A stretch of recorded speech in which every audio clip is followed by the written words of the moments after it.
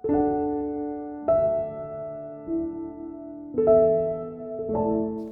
welcome to GothCast. I'm Dr. Sanders, and today I'm answering your questions. So, because I hit 2,000 subscribers a little while ago, I said, you could post your questions on Instagram or Facebook or, tons of different places. And now I'm gonna answer them. So, let's just get into it. Alice Dark says, hello, newer sub. I noticed you address yourself as doctor. Was wondering what are the specifics in terms of your indoctrination. Also, Abigail Sharples said, what are you a doctor of? I get this question quite a bit. I have talked about it a number of times, that the reason my name is Dr. Sanders or the reason I go by that is because my real name is, my initials are DRS. So, Donnie, the middle name starts with R, and then Sanders. So just take it from my initials, since it was DRS, I was like, oh, DR Sanders, and then I just turned it into Dr. Sanders. So yeah, it's because my initials are DRS, and then I just turned it into doctor. The specifics of my field of study for being a doctor, gothology, gothography, gothonomics, that was what I majored in. So yeah. Can we all just get along? Said, what hairspray were you using when your hair was longer? And what is your favorite brand of face paint and color? When my hair was longer, I was using a combination of things. The one that always really worked for me was Big Sexy Hair. That was probably the one that I would use just like the entire can to get it to stay up. Because my hair really likes to kind of sit down. Well, some of it. My hair is very fussy. And then as far as my face paint and lip color, here's all the stuff I use for all my makeup, just in case you're wondering. All right, so I'm gonna run through some of the makeup I use, or pretty much if you ever see me on camera, here's the stuff I use. So Manic Panic Dream Tone. Okay, love this stuff. And I would mix it with the Revlon Color Stay Normal 110. For eyeshadow, I use MAC Spellbinder. I think that's what this is called. It's a great eyeshadow, love it. And then for lipstick, I would use MAC In the Spirit Matte, M-A-T-T-E, A46. So if you ever see me make up, that's pretty much what I use. Can't we all just get along? Also asked, I'm starting my record collection this year since I got a record player for my birthday. What are some good places to buy records since there are no record stores near me? By the way, Can't We All Just Get Along has been supporting me pretty much ever since the beginning, which is really cool. I do read pretty much every single comment that is left on every one of my social medias and YouTube especially. So I always appreciate and know all of my supporters that have been with me pretty much from the beginning. And Can't We All Just Get Along has been there pretty much right from the beginning. If you're starting a record collection and you don't have anyone anywhere near you, I would say eBay is good. You got to know what to search. So search like specifically goth, like record or record lots, like lots of LOTS, like because people will sell like a whole bunch of records at once. Of course, Amazon is good if you can find deals. Like there's actually a lot of records on Amazon that go on sale a lot. Like if you just add them to your list and then like Amazon, you could set it so Amazon will alert you when it's on discount. So instead of it being like a $30 record, you can catch it when it's like $15 or something. And then having Amazon Prime, of course, helps. Discogs has been a great help to me when I'm trying to get records, especially for like videos. Like a perfect example is when when I was doing the Batcave videos, I had Yearlings and Hymns. Then I needed to get a copy of the Whip, like the actual record of it, and I ordered that off of Discogs. And it was, you have to do your research. You have to know what the grading scale is, which is pretty easy, and then work with a reliable seller. But Discogs has never let me down because the people on there are very passionate. It's very easy to weed out like somebody who rips people off on that site. So yeah, it's kind of like a combination, like do eBay, Amazon, Discogs, and it depends. Like, even Craigslist sometimes, like I found some good stuff on Craigslist, but it's few and far between on Craigslist just because it has to be kind of near you so you can travel there, but yeah. Lily Jade Wang says, do you play an instrument? That's also another longtime viewer. Let me think, do I play an instrument?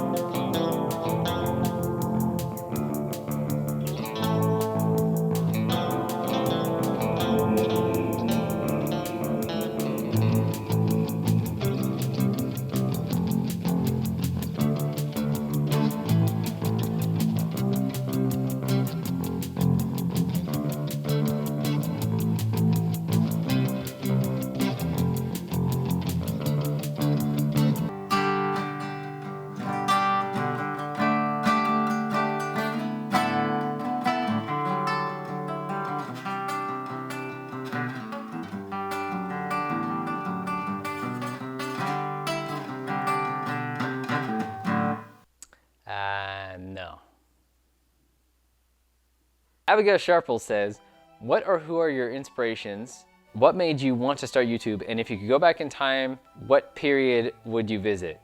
And what time period is your favorite?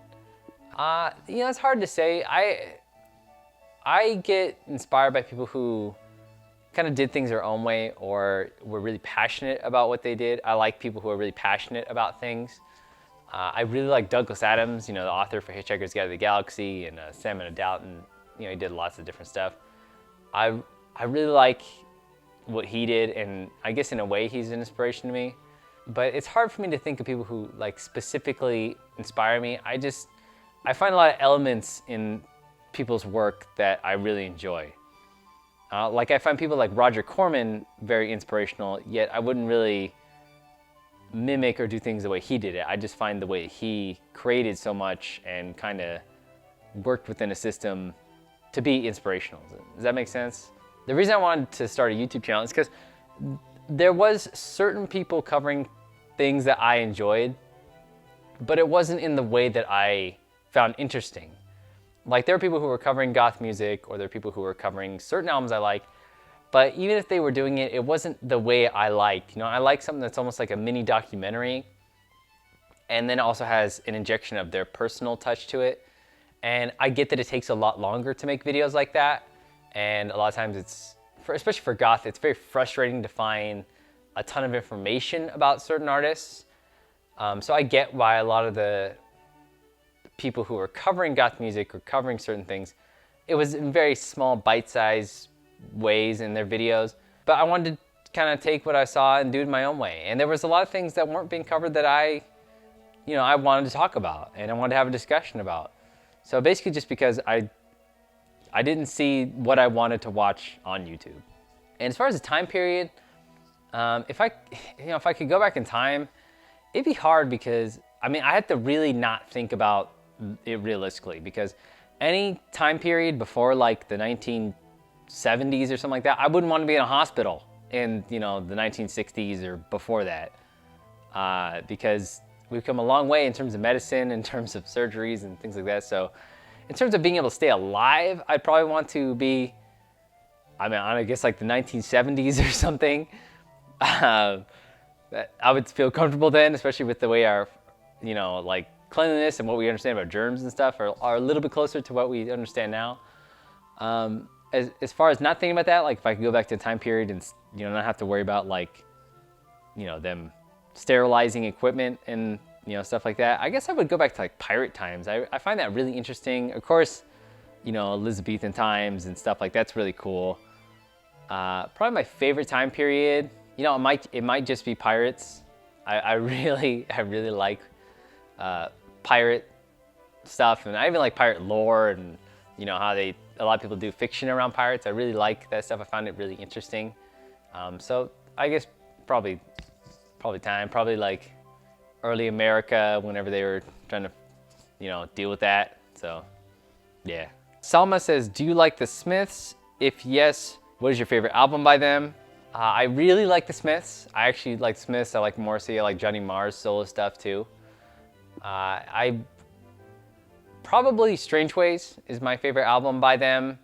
If I can include compilation albums, then Half of Hollow is probably my favorite overall in terms of the songs that it has on it. My favorite Smiths song is Back to the Old House. So that was not like on any of their main albums. It was only on the compilation albums, and I really like the acoustic stuff they did for like the Peel sessions. So I guess it's a little bit of a complicated answer for that, but anything, I really like Back to the Old House. That is absolutely my favorite Smiths song. And then for Morrissey, just in case you want to know what my favorite Morrissey album is, it's Your Arsenal. I just can't find, every song on there is so good. So yeah. Gothic Chica says, how did you get into goth? What is your career?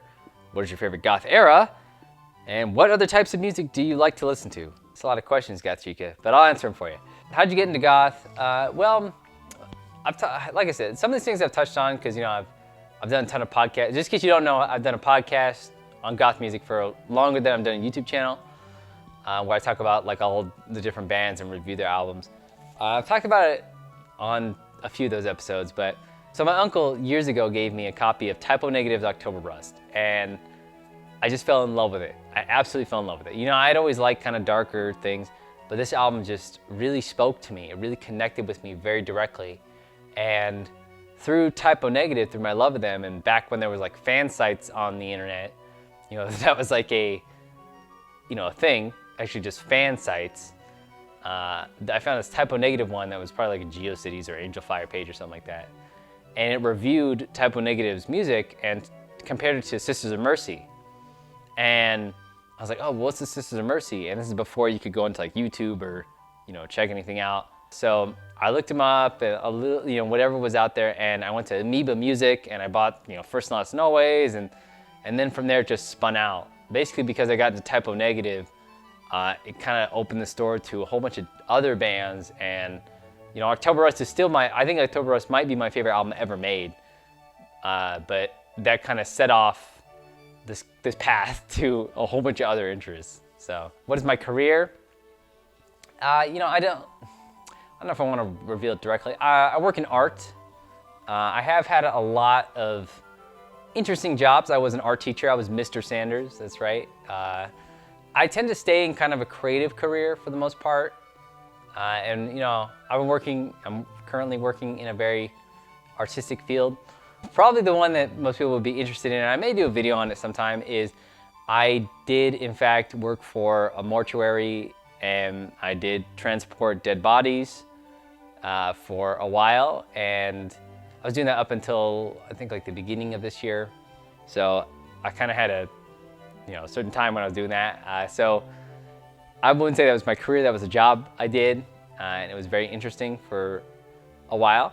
But I tend to stay in art, and that's what my current career is. I am in the art field. My favorite goth era, you know, I was trying to think about this. A favorite goth era is a very hard one because I am very interested in 90s goth and you know, 80s goth, and you know, I like all kinds of goth. I guess for different reasons too. You know, I can see the merit of each kind of goth. Obviously, like pastel goth, I don't really get it. Like it doesn't appeal to me. Obviously, on my channel, I cover a lot of 80s goth and a lot of stuff like Susie and the Banshees and Sister of Mercy and stuff. So I guess I would say it's my favorite just because of the fact that I keep talking about it. What other types of music do I listen to? The other kind of music I listen to, I guess I just listen to anything basically with guitar. I like the guitar as an instrument. I like alternative rock sort of things like Smashing Pumpkins and stuff. Kind of what you would expect, but I also listen to a lot of classical or just straight up acoustic arrangements, you know, no vocals or anything like that. I really just enjoyed seeing what people can do with an instrument, but guitar is kind of what I always go back to.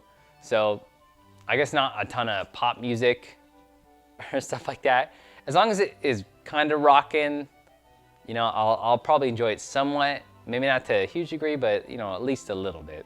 Jenna Mullen says, what is your favorite place to go and what would you do in a zombie apocalypse? By the way, I really love your channel. Thank you for enjoying.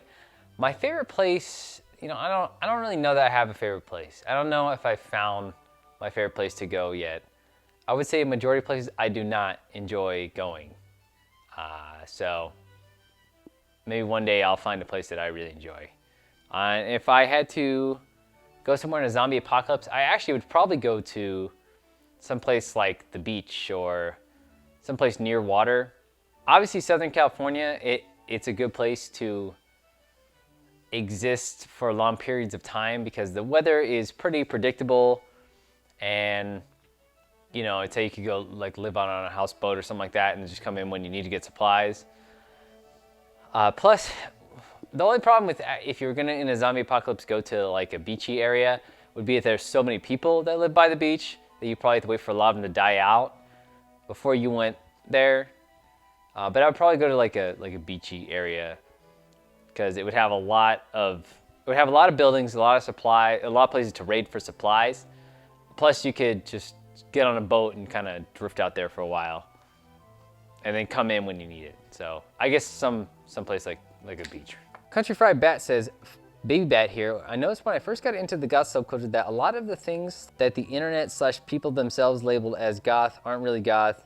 Do you feel like the entities who take goth label and try to morph it into their own standards and interests are damaging to the scene? Also, do you feel that the Entities that try to splinter the subculture into specific subcategories, i.e. pastel goth / health goth, are responsible for people screaming elitist at every person who tries to politely educate a person on what goth is and isn't. Yeah, I think it's a bummer that people do that, where it's like pastel goth doesn't really have any real relation to goth music or anything like that for the most part. Or a lot of people just like, oh, I'm new goth or whatever, and then they just dress and stuff and they just, you know, it has no relation, right? It'd be like if somebody went out in full punk regalia, you know, with the safety pin, all that stuff, wearing like stuff that's very obviously associated with punk, and then somebody asks them about, you know, the, I don't know, Casualties or something like that, and they have no idea what it is, and they're just like, what? You know, I listen to Katy Perry or something like that. So I think it's a bummer when people just take the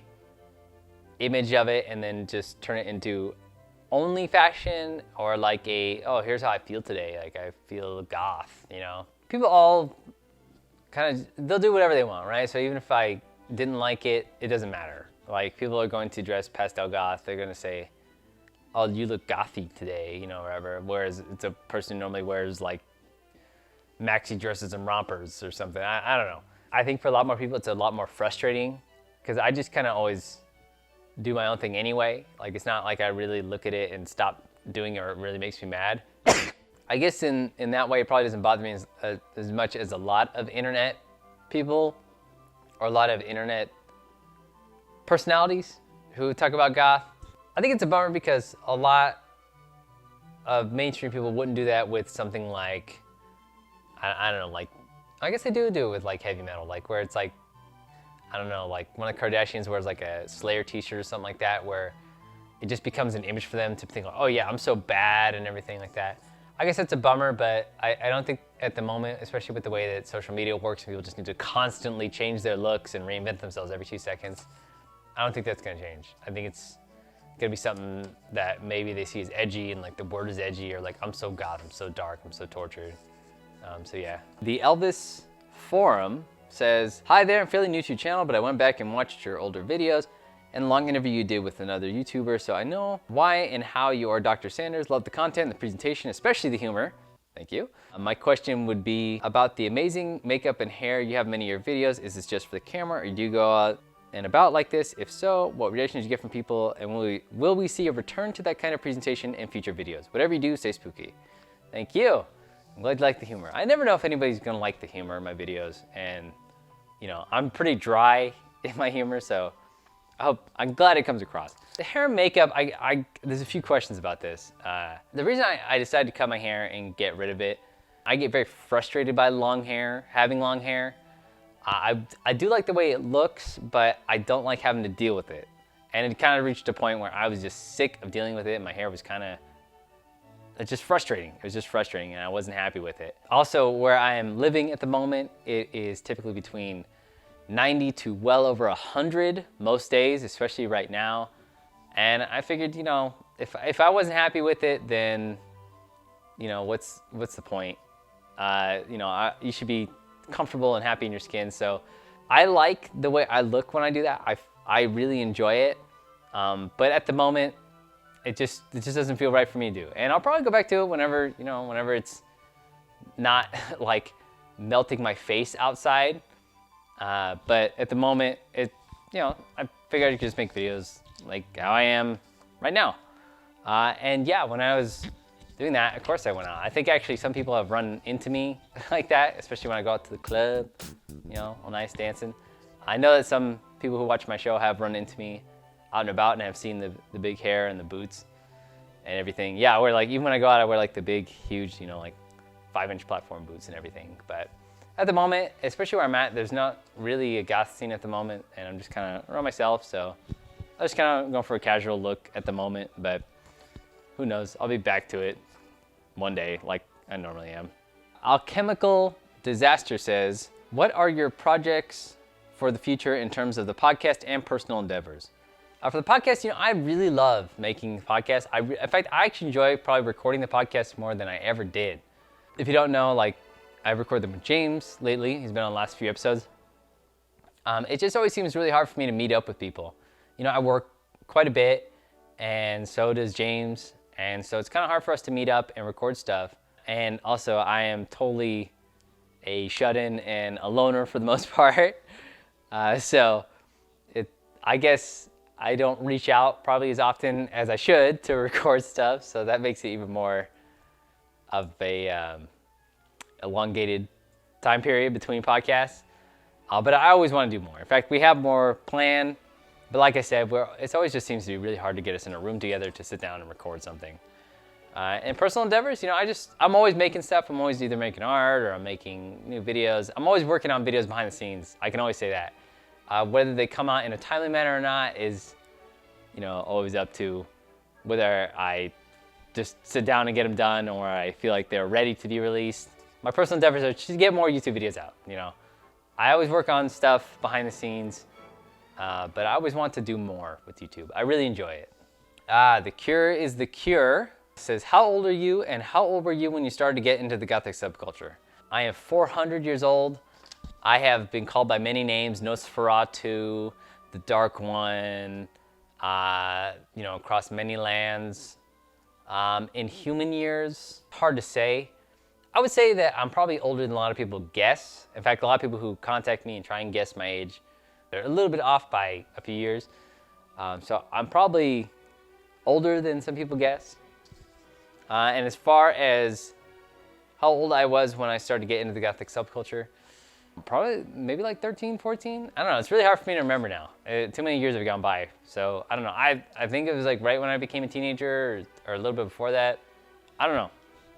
I was always kind of into dark stuff, but I don't know exact age.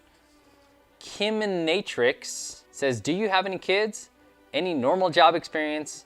And what would be one goth icon you would want to meet if you could choose? I do not have any kids. I have 2 dogs that are the love of my life. I've had a few different jobs. Yeah, I've worked at a grocery store.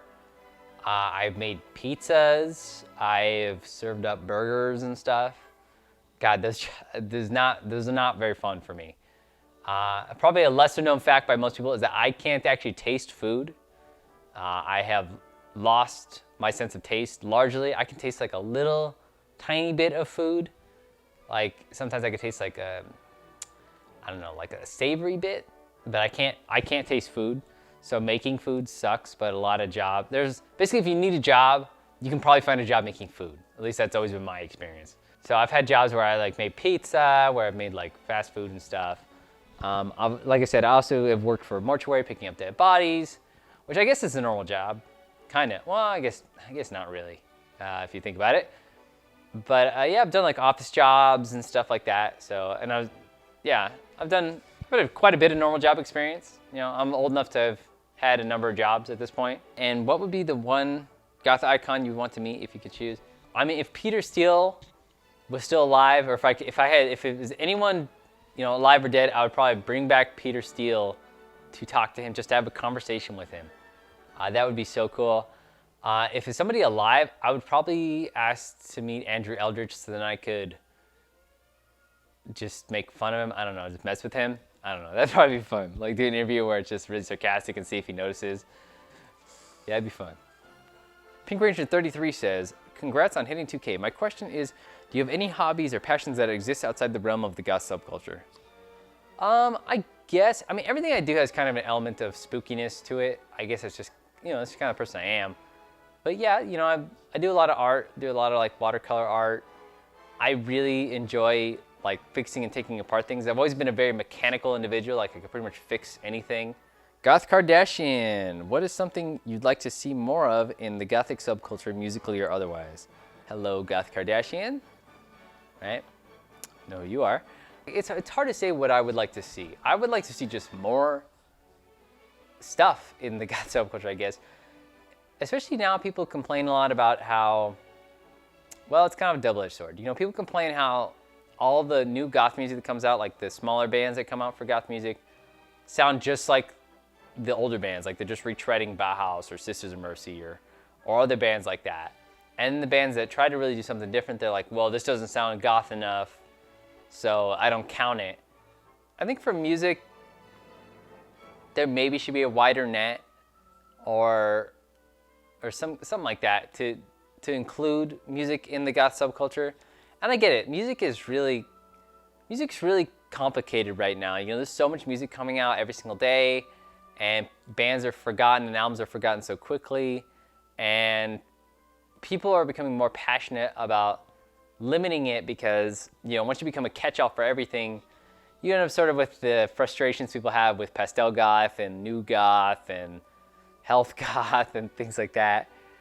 I wish there was some way to have, I don't know, just more stuff and stuff that was quality. Like, I enjoy the new bands that come out, right? And I enjoy a lot of the new movies that come out that are darker and have like a tone to them. Are there many like dedicated goth bands that are bigger right now? Not a ton. Are there many, super goth movies that came out ever? I mean, not really. I mean, horror movies you can include. I guess I would like to see more things just strictly dedicated to goth. I mean, you don't see a lot of movies with like goth characters, I guess. I don't know exactly what I'm trying to say. I just want more stuff. It just seems like it's kind of even more underground than ever.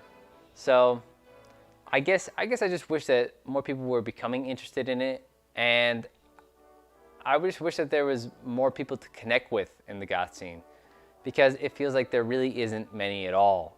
So I guess kind of what I'm trying to say is that I wish that more people were into goth, or that a lot more people felt comfortable getting into goth. And I think that if there was more exposure in like newer bands that were a little bit more well-known, or there was movies that got people interested in goth, that there would be more people, and then, we would have a bigger scene, more places.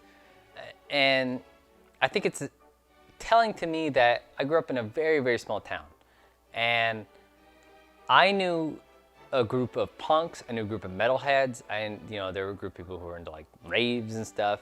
I never really knew any other goth people. In fact, pretty much the only other person who was into goth music at all that I knew was the girl I dated.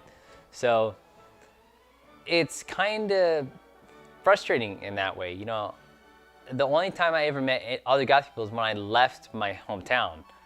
And that's a bummer. That is a show that, even as an alternative subculture, that it's small, even for that. Where if I can pretty much go to most places and find punk people to hang out with, like, and that's another one. That's another example of a subculture that has different music than the mainstream culture, or, it had a moment where it might have been played on the radio, but, punk music is not played on the radio as much anymore, unless you're listening like, maybe K-rock or something. And the fashion exists outside of like, something that you can go to work with. I see it like in a way like that. Goth subculture has music that's not playing on the radio. It's different. It was popular in some places very much at some point. It's even had artists in last 20, 30 years that have been very popular on radio. Fashion that is very distinct, but it just doesn't seem to exist in a big way in a lot of places, especially in, I get messages all the time where it's like, I don't have a goth scene, I wish I could relate to having a big goth scene, and I get it, So I wish that there was something that interested either younger people or, older people who had never found goth into getting into it, and so that we would have a bigger community and, just more people to relate to, I guess. It's okay that it's small, I like it where it is too. But I think if it were bigger, there would also be more of an understanding, like, I don't know. I mean, I can't tell you how many times I had a conversation with people who would be like, oh yeah, I'm really into goth stuff. I do videos on goth stuff. And they're like, oh, is that still a thing? Like, people still know punk. Like, people see punk, they know punk, but it seems like goth is just totally unknown nowadays. So I don't know what I'm trying to say here, but do you kind of get it? I guess I kind of just wish that there was like more stuff, interesting people in goth. Well, just so not only would people want to know more about it and then I could have discussions about it, but then I could also enjoy those new things that were specifically catering to a goth audience. So, yeah. Well, I hope you enjoyed this video. There's going to be a part 2 because you guys had so many awesome questions that I just didn't have enough time to cover them all in this one. It would have been like an hour long. So look forward to seeing part 2 and all the rest of your questions. And it's going to be fun happening time. I never know how to end videos.